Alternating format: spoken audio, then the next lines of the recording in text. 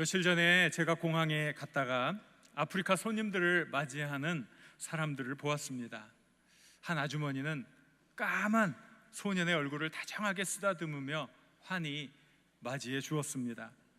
마침 제가 같은 승강기를 탔기에 물어보았죠. 어디에서 왔느냐고. 우간다에서 왔다는 겁니다. 그러자 그 옆에 있는 한 분이 이들이 심장병 수술을 받기 위해 한국에 왔다고 설명해 주었습니다. 그곳에서 사역하는 선교사님과 연결되어 심장병을 앓고 있는 소년을 이곳에 보내 수술을 받게 하는 참 귀한 일을 하고 있었던 것입니다. 그들이 음식을 앞에 놓고 감사의 긴 기도를 드렸습니다. 순간 제 가슴이 뭉클했습니다. 피부나 인종이나 그 어떤 구분을 뛰어넘어서 그리스도의 사랑을 함께하는 하나님 나라의 풍경을 보았기 때문입니다. 우리는 자주 이 하나님 나라의 모습을 잊고 살아가지는 않는지요? 하나님의 은혜를 받은 사람은 그 은혜에 감격하면서 그 은혜에 보답하는 삶을 살아가야 하는데 그 은혜를 너무 쉽게 잊고 살고 있지는 않는지요? 오늘 우리들이 읽은 이 에베소서에는 하나님의 은혜를 입은 사람들이 어떻게 살아야 하는지를 우리에게 가르쳐주고 있습니다. 에베소서는 누가 지었지요? 사도 바울입니다. 사도 바울이 쓴 편지들이 신약 성경에 많이 있습니다. 사도 바울이 쓴 편지들에는 중요한 특징이 있는데 크게 두 부분으로 나뉘어집니다. 그 편지의 앞부분에서는 신학적이고 교리적인 내용을 서술하고 뒷부분에는 이제 어떻게 실천적으로 살아가야 할지 구체적인 삶의 지침을 써주고 있습니다. 오늘 우리들이 읽은 에베소서는 6장으로 구성되어 있습니다. 근데 정확하게 1장부터 3장까지는 신학적이고 교리적인 진술, 즉 예수 그리스도의 십자가 사건, 그 예수 그리스도의 십자가를 통해 우리들이 구원받은 구원의 진리를 가르쳐주고 있습니다. 4장부터 6장까지는 구원의 은혜를 입은 사람들이 어떻게 살아가야 하는지 삶의 실질적인 지침을 가르쳐주고 있습니다. 우리들이 어떻게 살아가야 하나 언제나 중요하고 대단히 중요한 문제입니다. 물론 우리가 어떻게 살아가느냐, 또 우리가 행하는 일, 여기에 대해서 오해가 있어서는 안 됩니다. 어떤 오해냐 하면 내가 잘하면 구원받을 수 있어, 내가 기도를 열심히 하면 구원받을 수 있고, 내가 이러이러한 것들을 많이 하면 구원받을 수 있어, 아니라는 거예요.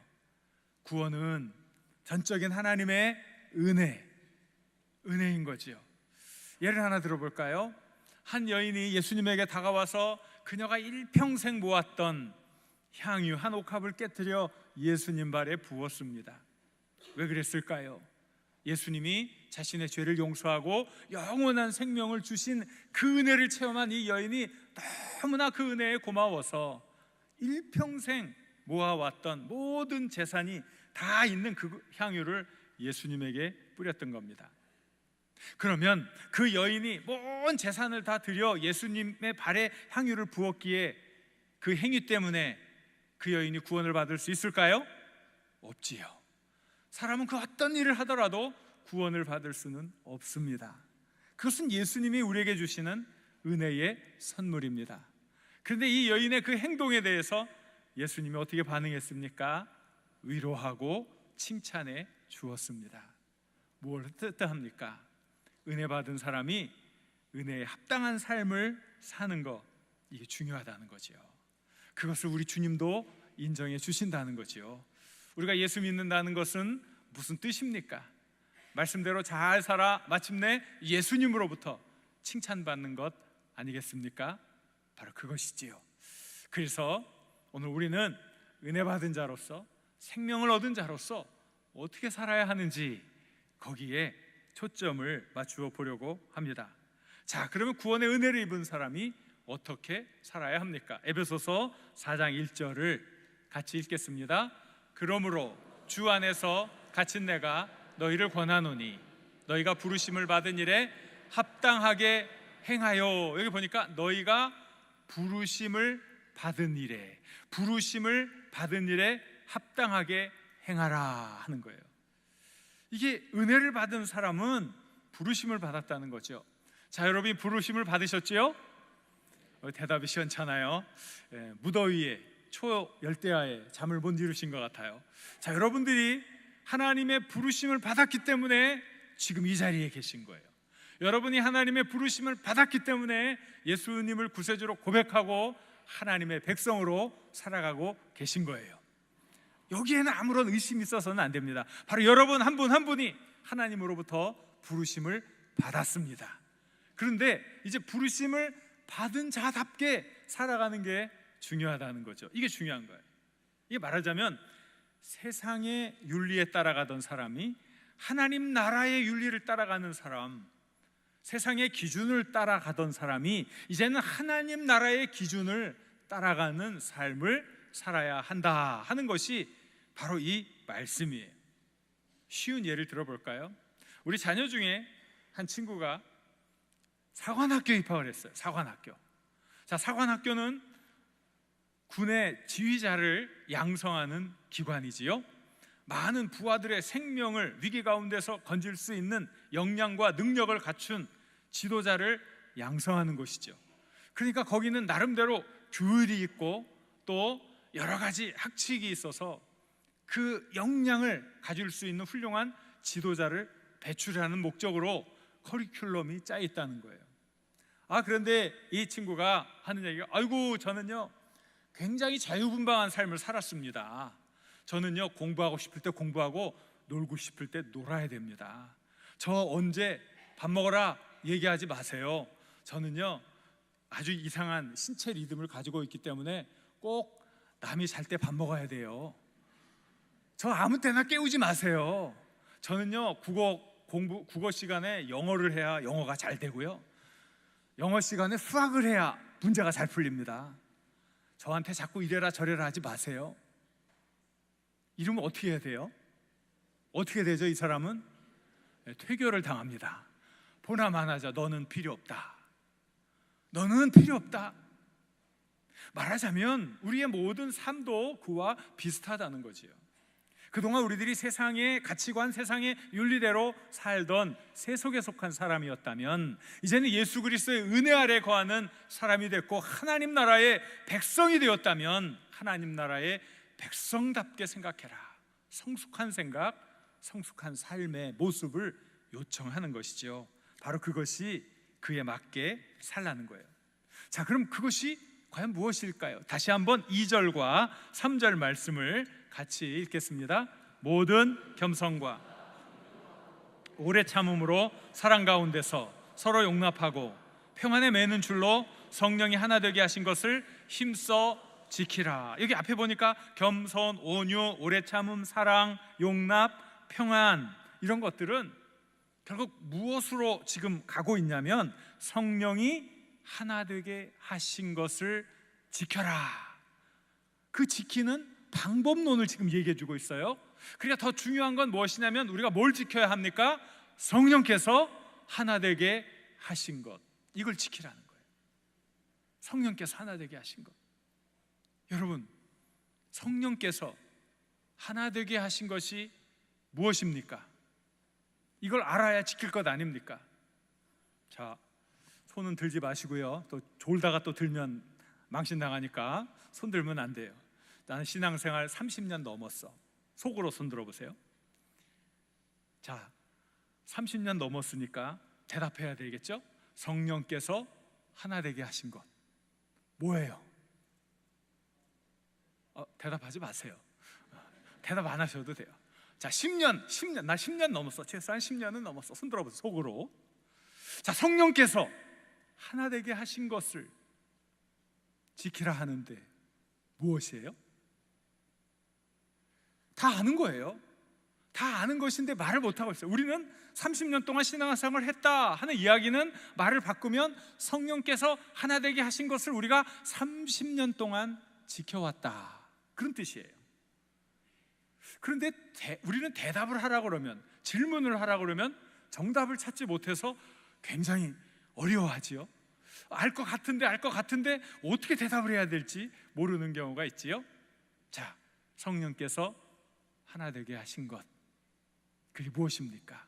이제 다른 분들이 여러분에게 장석교회, 그 좋은 교회 오래 다니셨는데 성령이 하나 되게 하신 것, 그게 무엇인지 저에게 설명해 주십시오 할 때, 그것은 바로 이것입니다, 이렇게 설명해 줘야 하지 않겠습니까?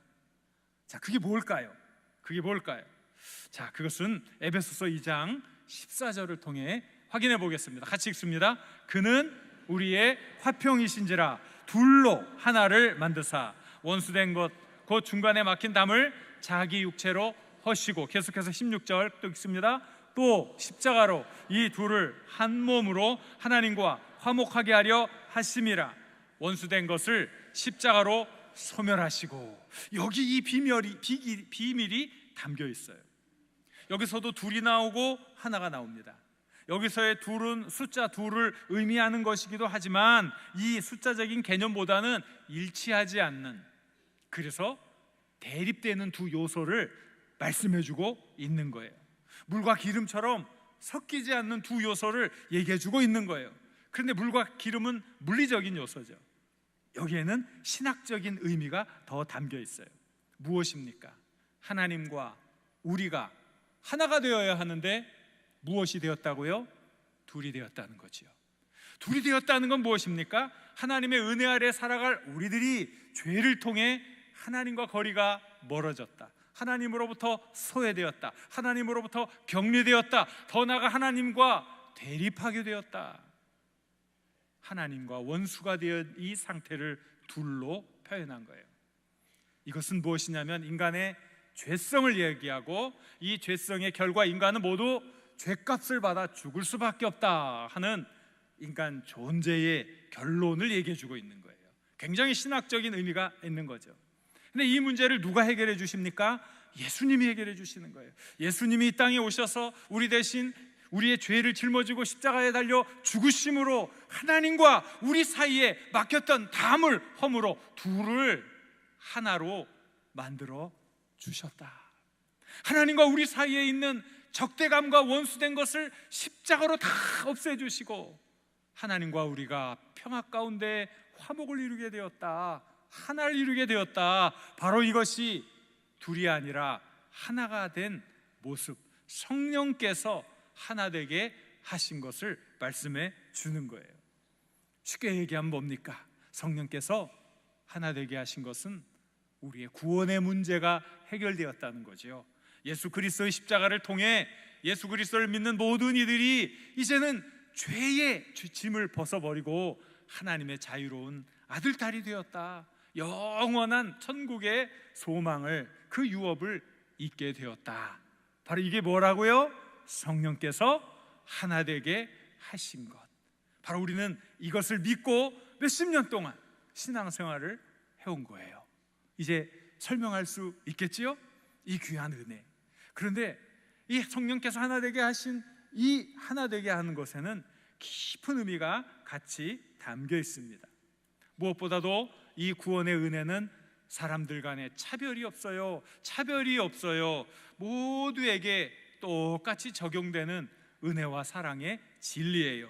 갈라디아서 3장 28절 같이 읽습니다. 너희는 유대인이나 헬라인이나 종이나 자유인이나 남자나 여자나 다 그리스도 예수 안에서 하나이니라.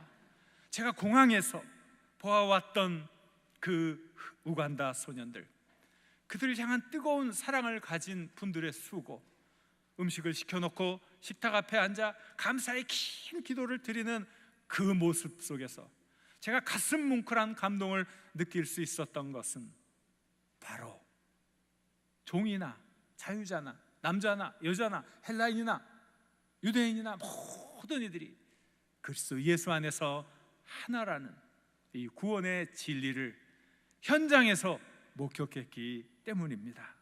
얼마나 아름답고 귀한 것입니까? 이 하나됨에는 놀라운 은총이 있어요. 놀라운 신학적인 의미가 있어요.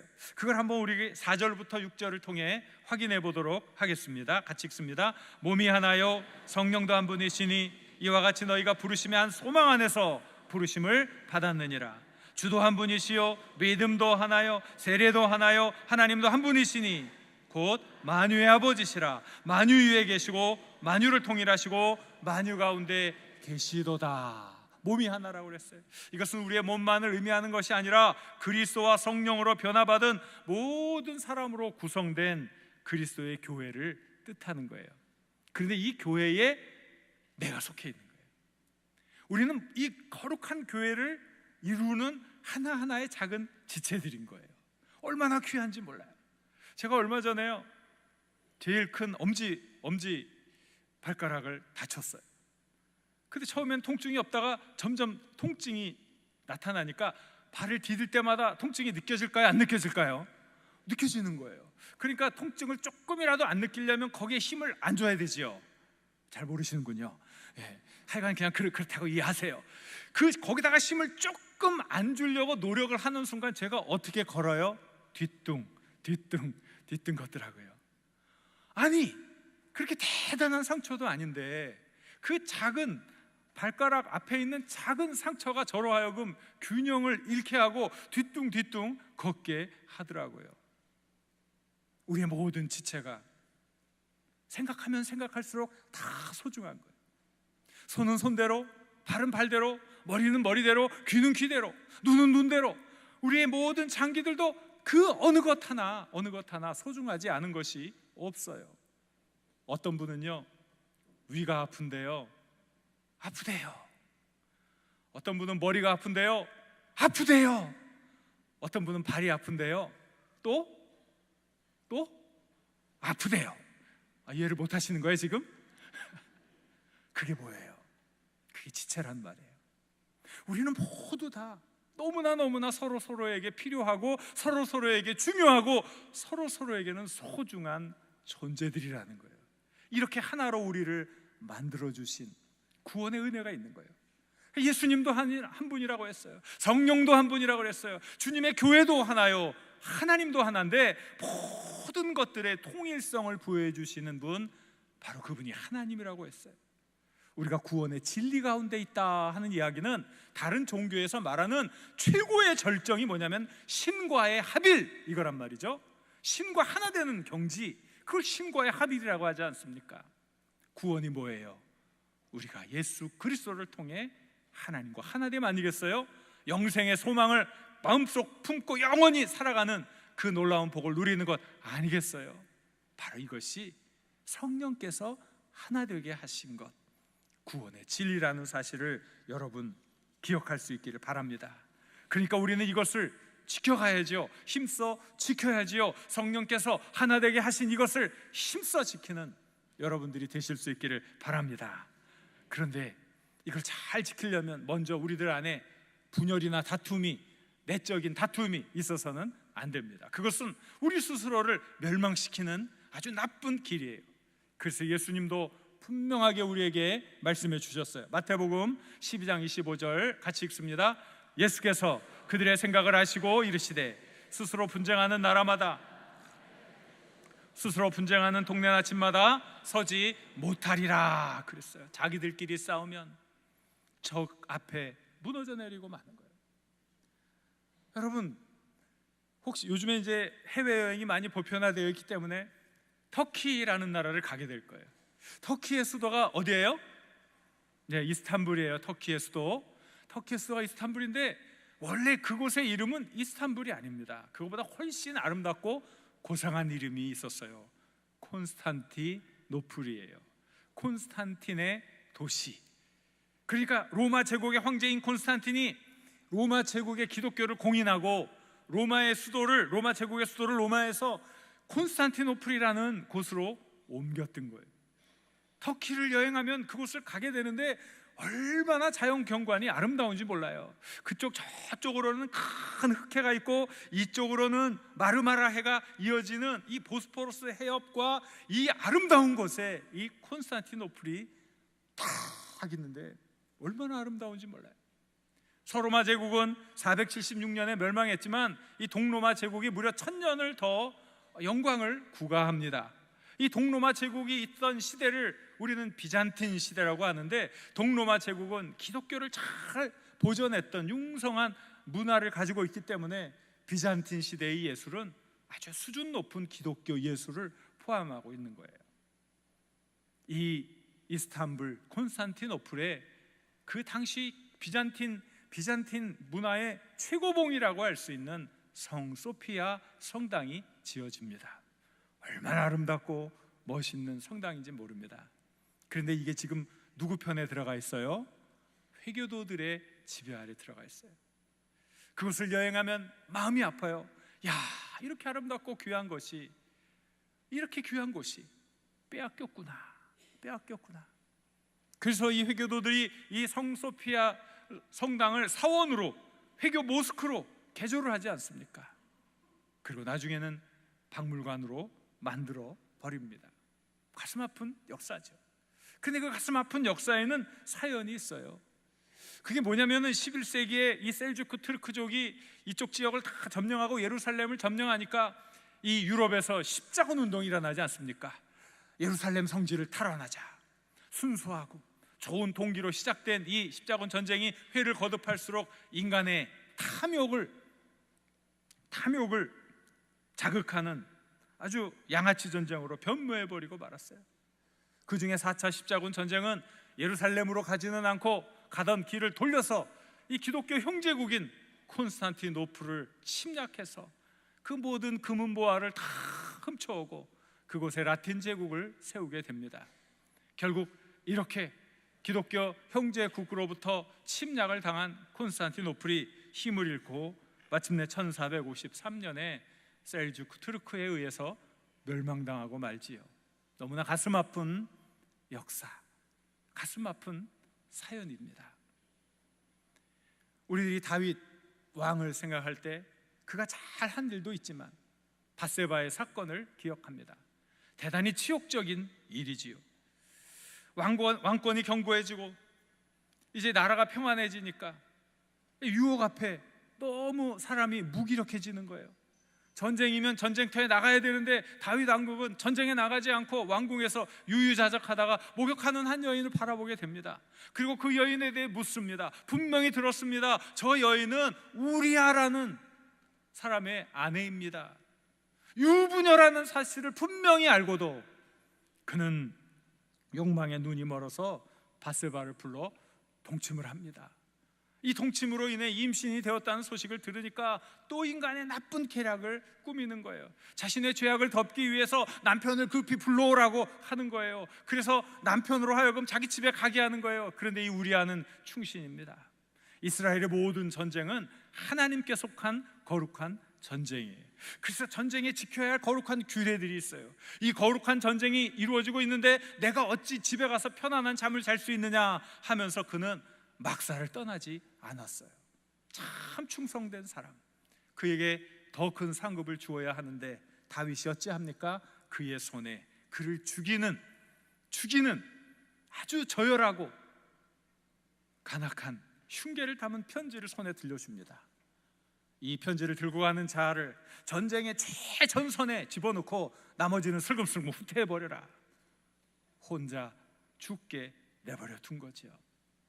충신 우리아는 자기를 죽이려는 계획이 담긴 편지의 내용도 모른 채 충성스럽게 그 편지를 전해주고 계획대로 죽고 맙니다. 다윗은 자신이 꿈꿨던 완전 범죄가 어디 있습니까? 그는 환호성을 질렀을지 모르겠지만 하나님은 다 보고 계셨어요. 알고 계셨어요. 예언자 나단을 보내 다윗의 잔혹한 죄를 폭로시켰던 겁니다. 다윗이 큰 죄를 지었죠. 간음, 가정파괴, 거짓, 위선, 충신을 죽이는 살인. 그런데 따지고 보면 그가 지은 더 큰 죄가 있어요. 그게 무엇입니까? 거룩한 공동체의 하나됨을 파괴하는 악한 일을 한 거예요. 하나님이 그를 이스라엘 왕으로 삼은 것은 이스라엘 모든 백성이 하나님 말씀을 중심으로 거룩한 신앙과 삶의 윤리를 높이도록 그를 왕으로 삼은 것 아닙니까? 그렇다면 그가 이스라엘 백성들의 모든 삶의 형편을 살피고 그 가정의 거룩함을 유지시켜주고 이스라엘 사람들이 하나님의 말씀으로 하나 될 수 있는 정신적인 기풍을 더 높여주어야 하는 것 아닙니까? 그런데 그의 마음에 탐욕이 비집고 들어옵니다. 욕망이 비집고 들어옵니다. 자신의 그 그릇된 욕망에 사로잡혀서 해서는 안 될 잔혹한 범죄를 저지르고 말았던 거예요. 얼마나 부끄러운 일입니까? 오늘 우리 교회의 위기, 한국 교회의 위기는 바깥에서 오는 것 아닙니다.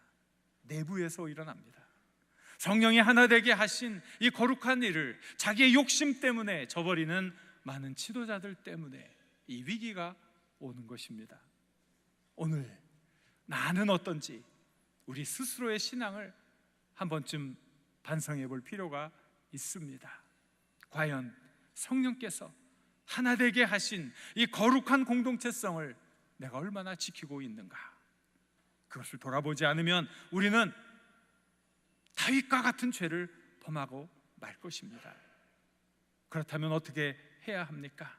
성령께서 하나 되게 하신 것을 굳건히 지키려면 어떻게 해야 합니까? 이미 2절과 3절에서 그 해답이 나와 있지요. 겸손해야 한다고 했어요. 근데 겸손이 뭐예요?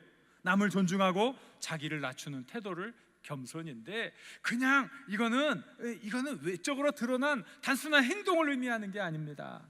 타인을 존중하는 것이고 그의 입장을 이해해주고 배려해주고 그의 소망을 이루어주는 거, 이게 겸손이란 말이에요. 내가 우리의 가정을 위해서, 우리의 교회 공동체를 위해서, 내가 속한 한 사회의 한 부분을 위해서 다른 이들의 소중한 꿈을 난 얼마나 이어주고 있는가? 아니면 내 욕심, 내 이기심, 내 욕망에 포로가 되어서 그들을 이용하고 있는가? 그걸 우리들이 늘 살피지 않으면 우리도 그런 나쁜 일을 행할 수 있다는 거예요. 또 우리는 온유해야 돼요. 흔히들 사람들은 온유라고 하면은 굉장히 무기력하고 연약하는 것을 생각합니다. 그런데 이 말이 어떻게 생겼느냐를 그 언어적으로 살펴보면 야생마와 관련이 있습니다. 야생마는 힘이 넘치지요. 통제되지 않고 자기 멋대로 넓은 들판을 뛰어다니는 이 힘 있는 야생마를 붙잡아 와서 오랜 기간에 걸쳐 훈련을 시킵니다. 이 야생마의 이 안에는 여전히 큰 힘이 있어요. 그러나 그 힘을 자기를 위해 쓰지 않아요. 주인이 앞으로 가라 하면 앞으로 가고 뒤로 가라 하면 뒤로 가는 거예요. 앉으라 하면 앉는 거예요.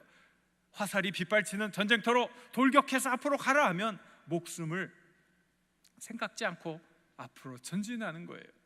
바로 그것이 온유함이라는 거예요. 그것은 나를 위해 쓰는 것이 아니라 주님을 위해 사용하는 것이죠.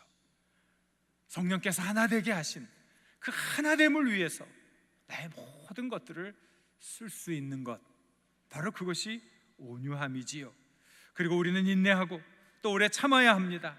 또 서로를 용인하고 사랑으로 보살펴야 하는 겁니다.